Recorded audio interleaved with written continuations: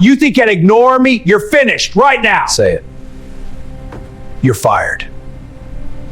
I appreciate it. My father-in-law screamed, "You're fired," at me. So I thanked him, because in that exact second, he didn't just fire me. He accidentally handed me millions and signed the end of his own company. My name is Ethan Cole, and for 7 years, I worked in a company where I was never meant to belong. I'm 38 years old, 6 feet tall, lean but not imposing, the kind of man people overlook until they realize I've been listening the whole time. I keep my hair short, dark, always neat, part habit, part survival. I learned early in my career that looking controlled makes people underestimate how much you're holding back. I don't raise my voice. I don't interrupt. I wait. That patience wasn't natural. It was built slowly after years of being talked over, dismissed, and reminded exactly where I stood. And where I stood was beneath Richard Hayes. Richard Hayes, my father-in-law, was a 71-year-old man who still carried himself like he owned every room he entered, because most of the time, he did.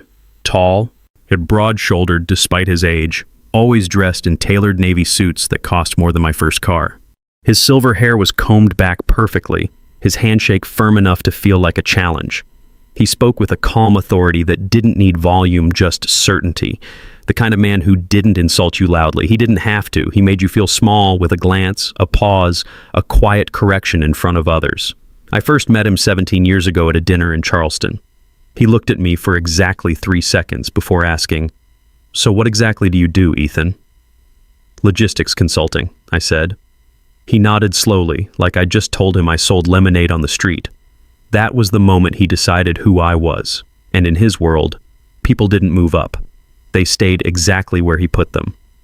7 years ago, when I joined Hayes Freight and Logistics as a senior operations manager, I told myself things would be different. I had experience.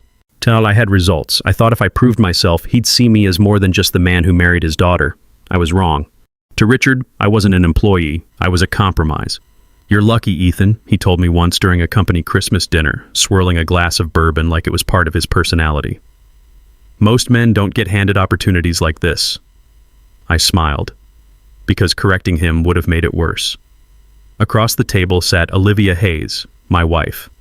35, sharp-eyed, composed, with long dark hair she always tied back when she was thinking.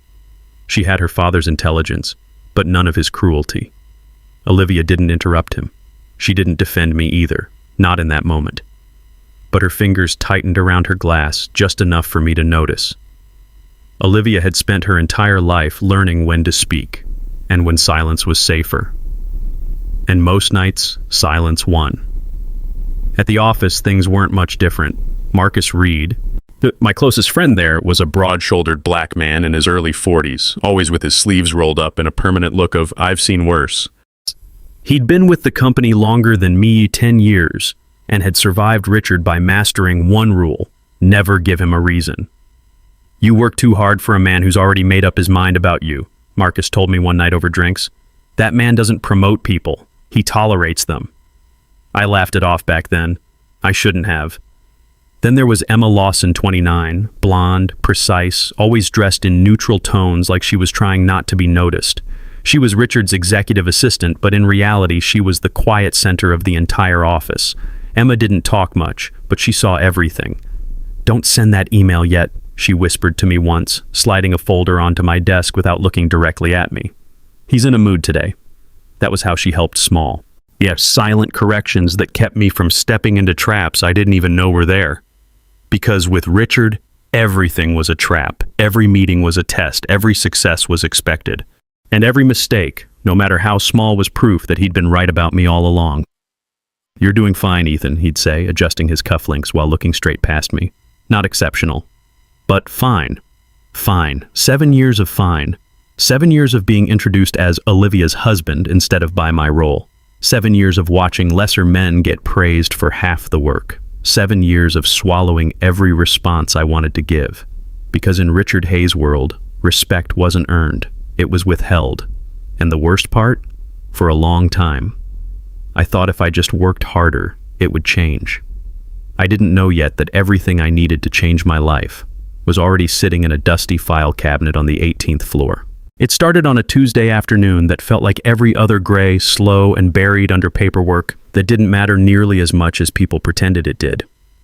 I was on the 18th floor, alone in the records room, flipping through old vendor files because Richard had decided without warning that we needed to re-audit historical contracts. That was his style. No explanation, just pressure. The records room smelled like dust and neglect, the kind of place where decisions went to be forgotten. Rows of metal cabinets stretched wall to wall, each drawer packed tighter than it should have been.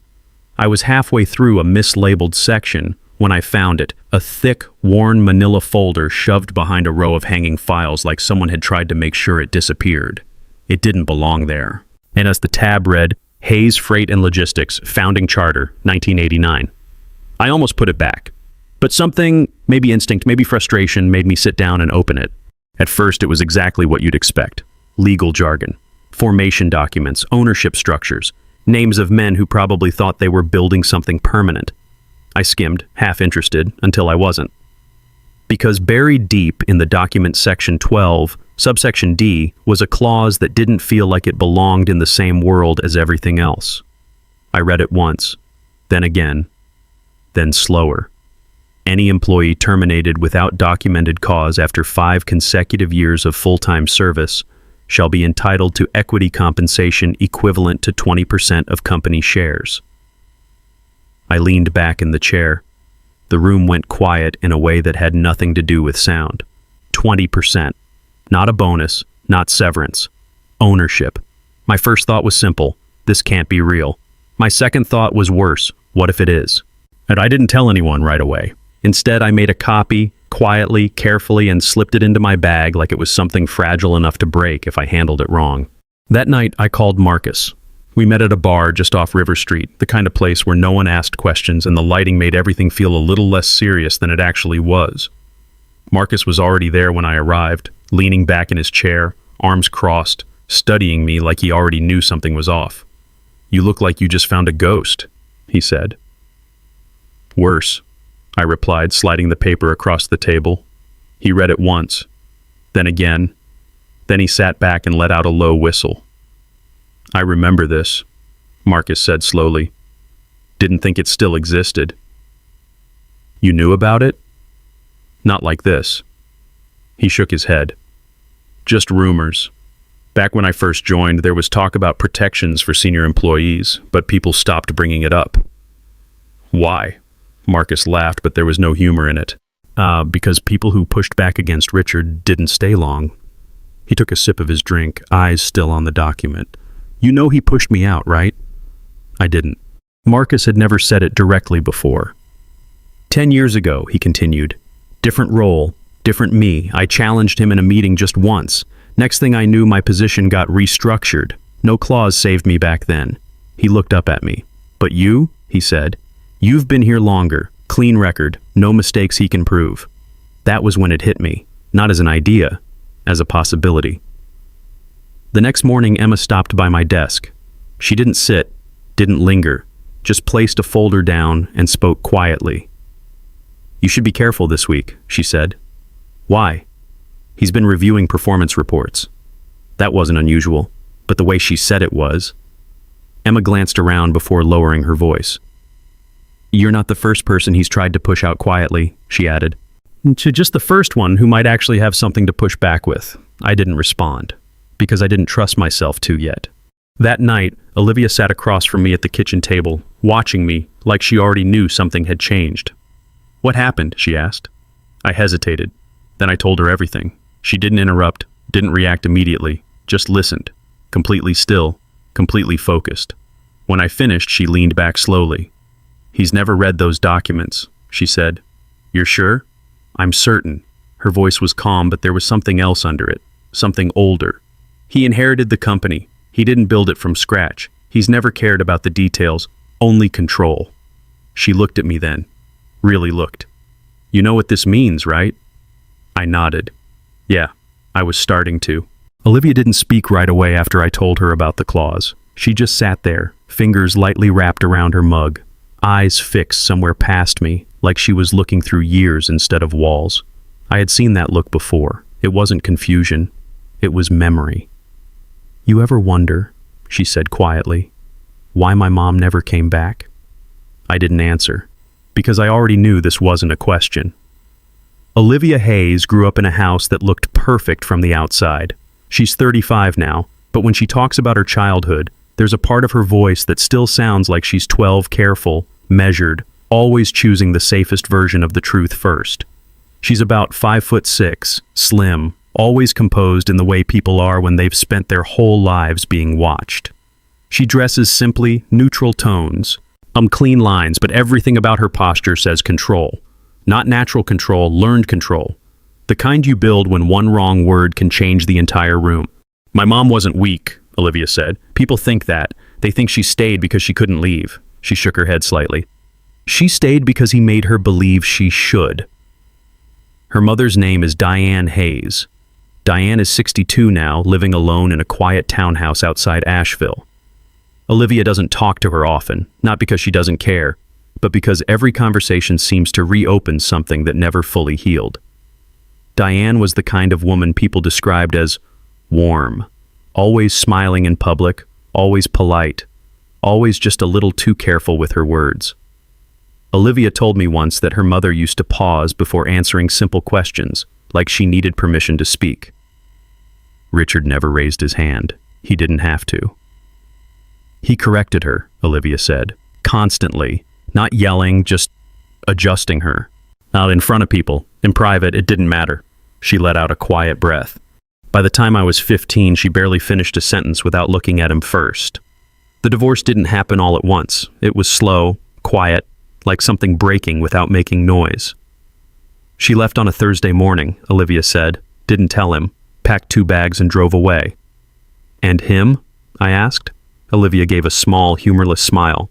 He told everyone she was unstable. That sounded like Richard. Clean, controlled, untouchable. He dragged it out for almost 2 years, she continued. Lawyers, money, pressure. He made sure she walked away with less than she deserved. There was no anger in her voice. That was the unsettling part. Just certainty. I was supposed to leave too, Olivia said after a moment. I looked at her. What do you mean? I had an offer. Chicago, consulting firm, real position. My own career. She paused. He told me if I left, I was turning my back on family. I didn't need to ask what she chose. You stayed, I said. She nodded. I stayed. That explained more than anything she'd said so far. Olivia wasn't just caught between us. She had been trained to be. The silence between us shifted then. Not heavy anymore, focused. She reached for the document on the table, the copy of the clause, and tapped it lightly with her finger. He's never read this, she said again. I know, and he won't expect it. I didn't respond, because now we were saying things without saying them. Olivia stood up and walked to the window, arms crossed loosely. For 20 years, she said, I watched him decide who people were, and never let them change. She turned back to me. Her expression was calm. Too calm. But this, she said, nodding toward the document, this isn't about proving him wrong. What is it about? I asked. She held my gaze. It's about making sure he finally feels it. There it was. Not anger, not revenge, something colder, balance. She picked up her phone and stepped into the other room. I didn't follow. But I could hear her voice, low, controlled on the call. Mom? A pause. I need to ask you something about the divorce. Another pause. Longer this time. When she came back, her eyes were different. Not emotional, resolved. She said he always thought he was untouchable, Olivia said. That one day someone would prove him wrong. She sat down across from me again. So let's prove her right. We didn't celebrate, didn't rush, didn't overthink it. We just sat there, 2 people at the same table, looking at the same document, and finally seeing the same path. 5 years, I said quietly. 7, Olivia corrected. I nodded. Yeah, 7. More than enough. The next morning, nothing looked different. That was the point. I showed up at 8:57 a.m., same as always, 3 minutes early, never more, never less. My desk was clean, my reports were filed, my inbox already sorted before most people had finished their first coffee. If anyone had been watching from the outside, They would have seen the same Ethan Cole they'd seen for 7 years. Calm, reliable, forgettable. But internally, something had shifted. I wasn't trying to prove anything anymore. I was preparing.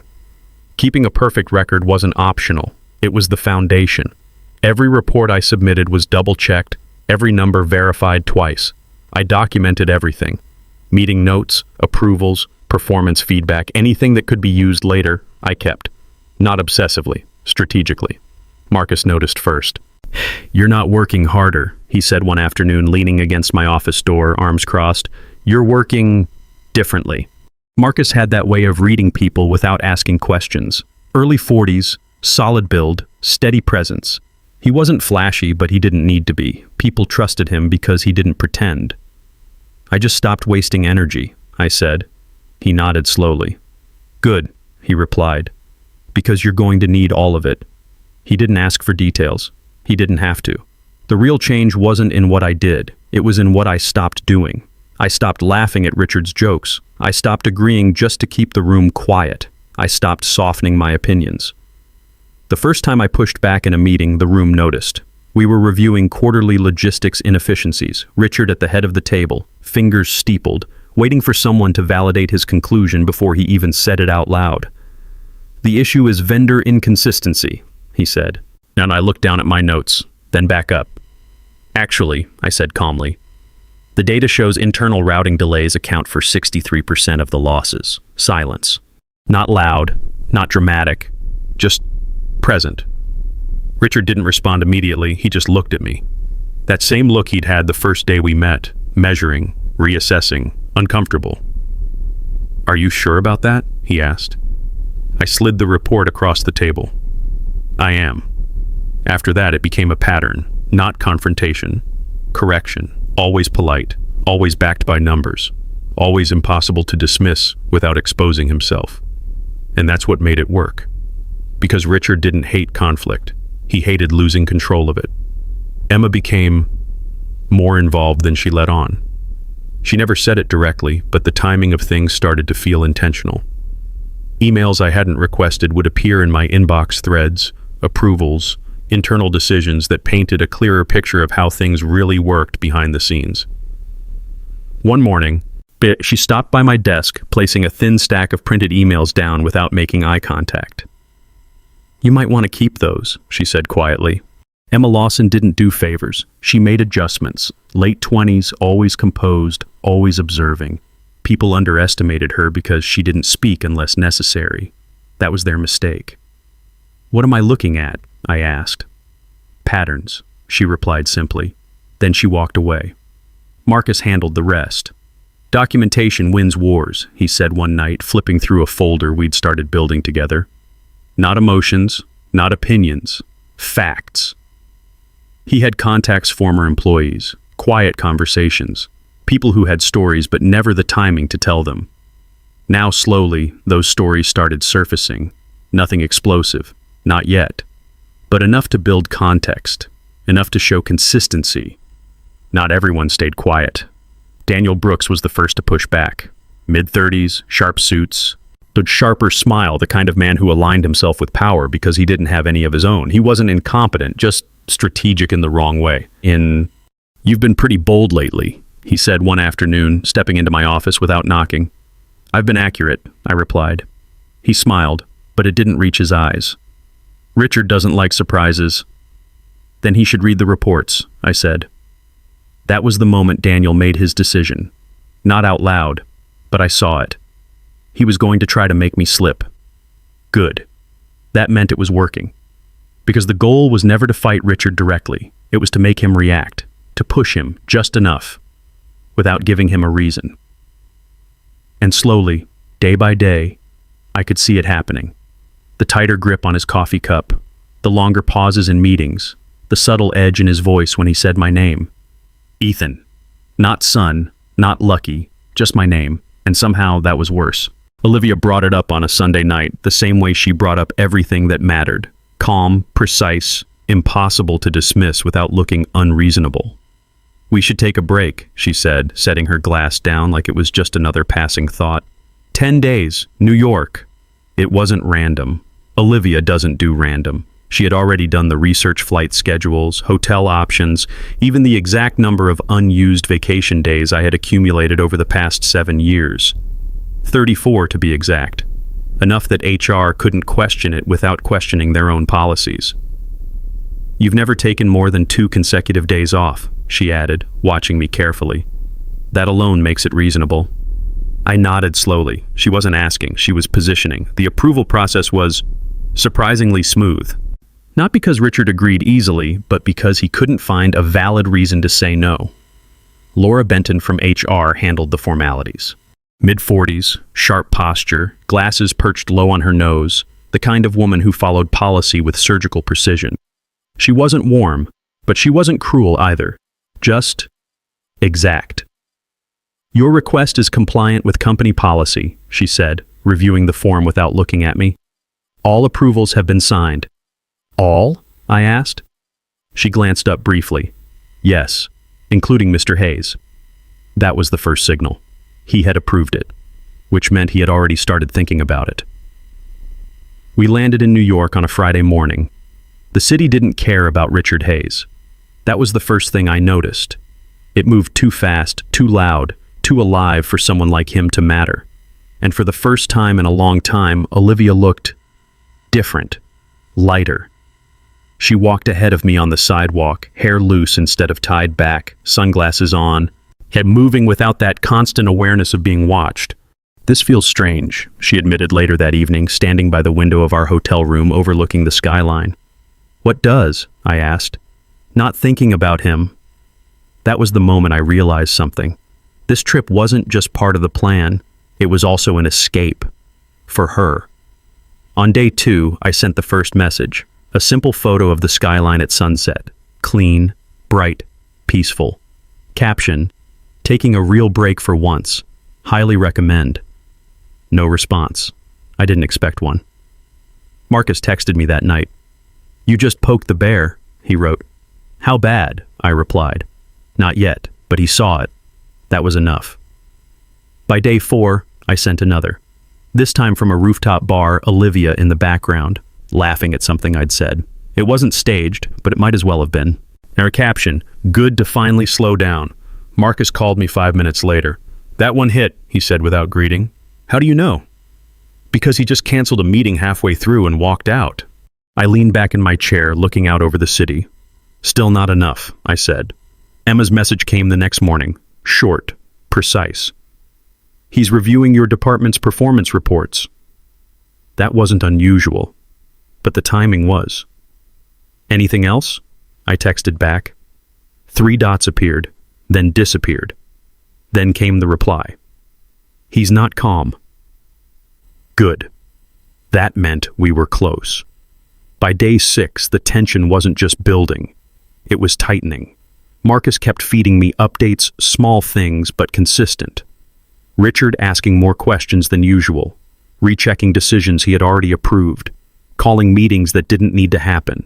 He was looking for something, a reason, a mistake, anything he could use. But there wasn't one. That was the entire point. On day 7, Olivia sent a photo. Not me, her. Sitting at a quiet cafe, coffee in hand, sunlight hitting her face in a way I hadn't seen in years. She didn't ask me before sending it. She didn't need to. Caption, "Finally breathing again." Emma replied to that one. Not directly, but through Marcus. He didn't like that, Marcus told me later. Not one bit. I could imagine. Because that photo didn't just show distance. It showed freedom. By day 8, everything went quiet. No messages, no updates, no movement. Just silence. The kind of silence that doesn't mean nothing is happening. It means something is about to. I stood by the window that night, looking out over the city again. Olivia joined me, arms folded loosely. "How many days?" she asked. 2, I said. She nodded once. Then he calls. We weren't guessing anymore. We were waiting. It came on the 8th morning, 7:42 a.m. I remember the time because I looked at it before I answered, and something in me already knew this was it. I was standing by the window, coffee still warm in my hand, the city just beginning to wake up below us. Olivia was sitting on the edge of the bed, watching me the way she had been for the past 2 days. Not anxious, not hopeful, just ready. My phone lit up. Richard Hayes, no message, no warning, just the name. Olivia didn't say anything. She just nodded once. I answered. "Ethan," I said calmly. Silence for half a second. Then his voice hit. "What the hell do you think you're doing?" It wasn't loud. That was the difference. Richard never needed to shout to make something feel like an attack. "You've been unreachable for 3 days," he continued. "Meetings delayed, reports pending." "Yeah, and I see you're on vacation." "I'm on approved leave," I said. "HR cleared. Don't interrupt me." There it was, the tone. The same one Olivia had described, controlled, precise, designed to cut without raising volume. "I built this company," he said, "and I will not have people disappearing when there's work to be done." I leaned against the window, watching the reflection of myself instead of the skyline. "I left detailed reports before I don't care about your reports." That came faster, sharper. "You think sending pictures from rooftops makes you look responsible?"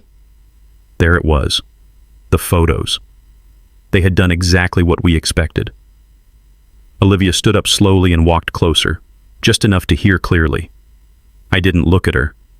I didn't need to. "I need you back here tonight," Richard said. "Do you understand me? Tonight." I let a second pass, just enough. "That's not possible," I replied. Silence, not empty, tight. "Excuse me?" he said. "My leave is approved," I said evenly. "I'll return as scheduled." That was the moment, the exact moment everything shifted. Because Richard Hayes didn't hear refusal. He heard loss of control. "You don't get to decide that," he said, voice dropping lower. "You don't get to decide anything." I didn't respond. I just listened. Because this part mattered. "If you can't prioritize this company," he continued, "then maybe you don't belong in it." There it was, closer. Olivia's hand brushed lightly against my arm, not to stop me, to steady me. "You've been slipping," Richard went on. "Attitude, judgment, discipline. None of it was documented. None of it was real. But that didn't matter to him. "I've fulfilled every responsibility required of my role," I said, calm, measured, on purpose.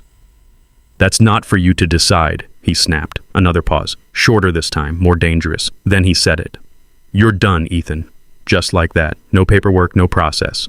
No cause. The silence that followed was different. Not heavy, not tense, clear. I set my coffee down, switched my phone to speaker. Not because I needed to, because I wanted Olivia to hear it completely. "Just to confirm," I said, voice steady, "you're terminating my employment effective immediately?" "Yes," Richard said. "Effective immediately. Without documented cause?" "I don't need a reason," he replied. "I decide what's necessary." That was it. Not dramatic, not explosive, just complete. I smiled. Not wide, not obvious, but enough. "Understood," I said. Then I ended the call. The room stayed quiet for a moment. Olivia didn't move, didn't speak. She just looked at me, really looked this time, and then let out a slow breath she'd probably been holding for years. "He said it," she said softly. "He did." My phone buzzed almost immediately. "Marcus," I answered. "Well?" he asked. "He fired me?" A pause, then a low laugh. "Then it's over," Marcus said. "Now that's the cleanest hit you could have asked for." Another message came in. "Emma." No greeting, no explanation. Just a forwarded email thread. Internal. Time-stamped minutes after the call. Subject line, termination, Ethan Cole. No documented cause. No formal justification. Just Richard's instruction. I looked at Olivia, then back at the screen. For 7 years, everything had been controlled, measured, contained. Not anymore. I didn't rush back. That was the first move. We finished the trip, not as tourists anymore, but as people who had already crossed a line that couldn't be uncrossed. The lawyer came into the story 2 days after we landed back. Victoria Hale. 52, tall, composed, with sharp cheekbones and silver-streaked hair pulled into a low knot that didn't move no matter how long the day got. She dressed in dark, structured suits that made her look less like someone entering a room and more like someone the room had been waiting for. Her voice was calm, measured, but there was weight behind it. Not loud authority, proven authority. Marcus set it up. "She's expensive," he warned me over the phone, "and she doesn't take cases she can't win." "Good," I said. "Then she'll take this one." Victoria didn't waste time with small talk. She read everything. The clause, the call transcript, the internal email Emma had forwarded. She didn't interrupt, didn't react, just absorbed. When she finally looked up, it wasn't surprise I saw. It was confirmation. "He terminated you verbally," she said. "Yes." "While you were on approved leave." "Yes." "No documented cause." "No." She nodded once. "That's not a case," she said.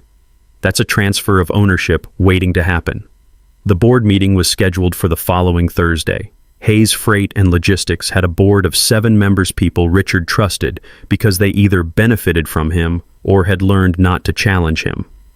Except for one, Carol Whitman. Late 60s, slender, always dressed in muted tones that made her easy to overlook until she spoke.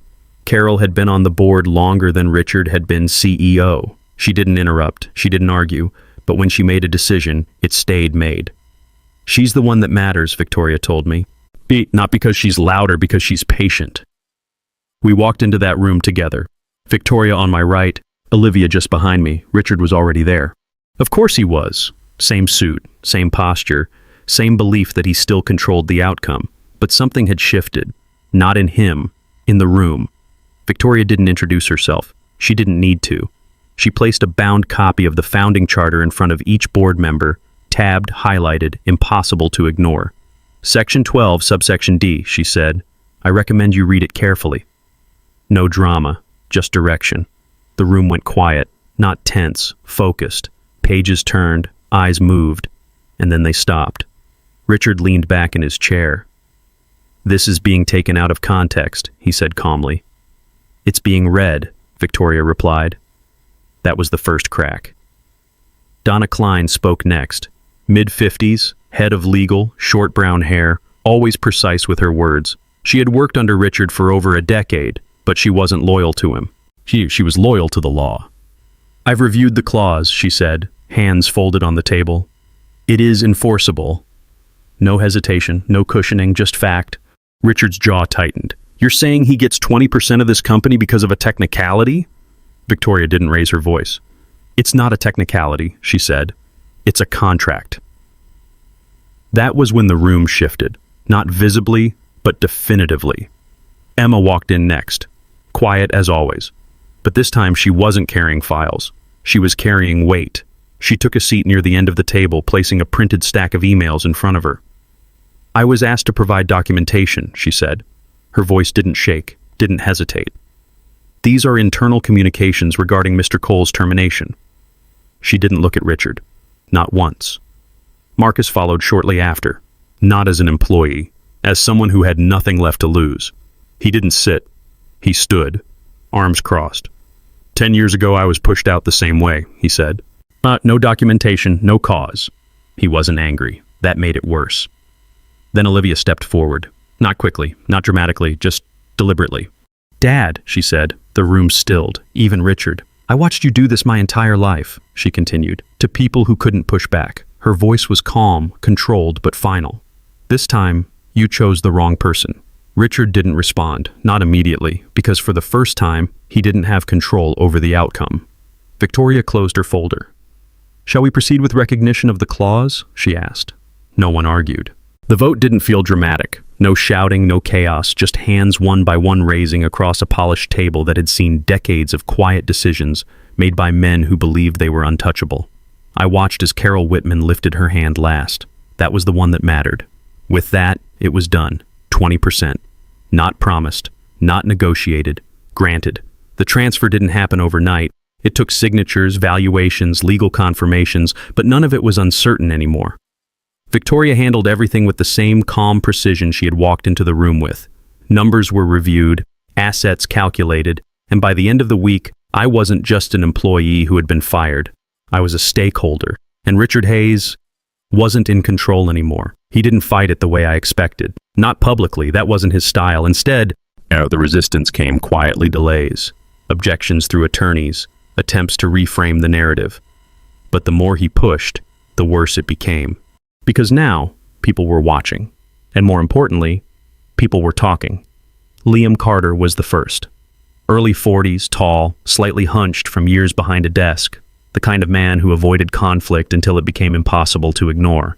He had worked in compliance for over a decade, quiet, careful, invisible by design. I should have said something years ago, he told Victoria during a recorded statement, but no one ever listened.